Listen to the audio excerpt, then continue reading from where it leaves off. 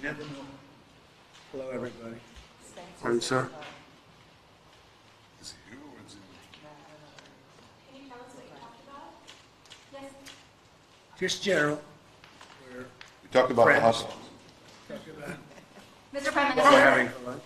could you tell me, Mr. Prime Minister, how Kamala Harris's remarks yesterday might have impacted negotiations on a ceasefire deal? Well, we're trying to get one.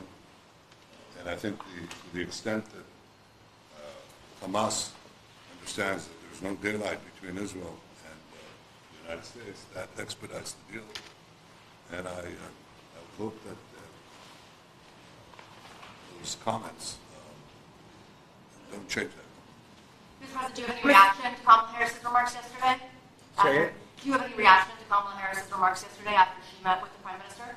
No, I have no remarks. She's a radical left person. San Francisco, destroyed San Francisco. She's really a destroyer. She doesn't know how to build. And I think her remarks were disrespectful. They weren't very nice pertaining to Israel. I actually don't know how a person who's Jewish can vote for her, but that's up to them. But she was certainly disrespectful to Israel, in my opinion. Mr. Trump, has your relationship with the Prime Minister repaired at all? It was never bad. I would say it was always good. No president has done what I've done for Israel, and we've always had a very good relationship.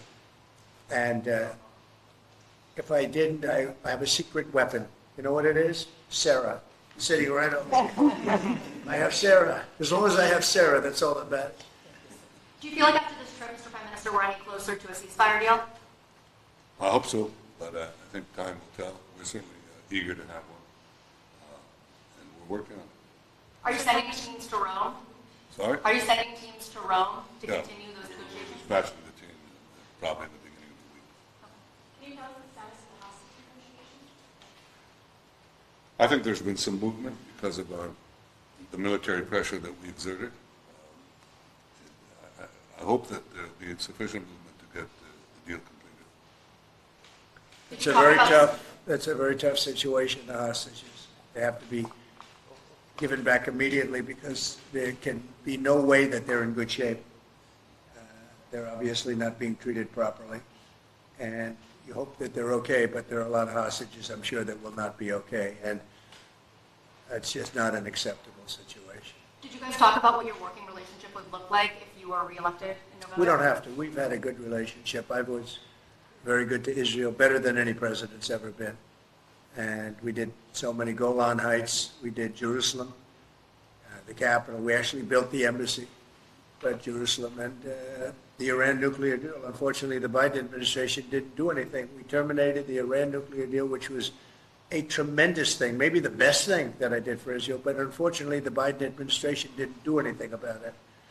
We could have had a deal 1 week after the election. We would have had a deal with Iran, and everybody would have been happy. But they didn't do anything with it. We had all the cards. Iran was not using terror at all because they didn't have the money.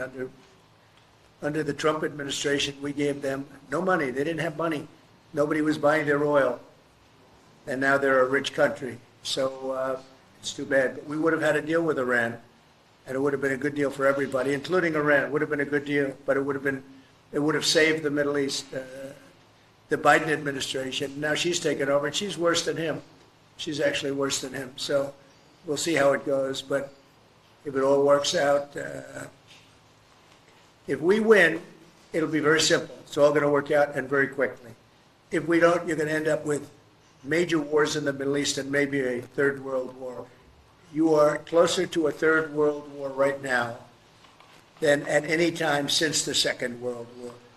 You've never been so close because we have incompetent people running our country. Thank you very much, everybody. Cool. Thank Do you, you Brad. drive Thank you, in? Brad.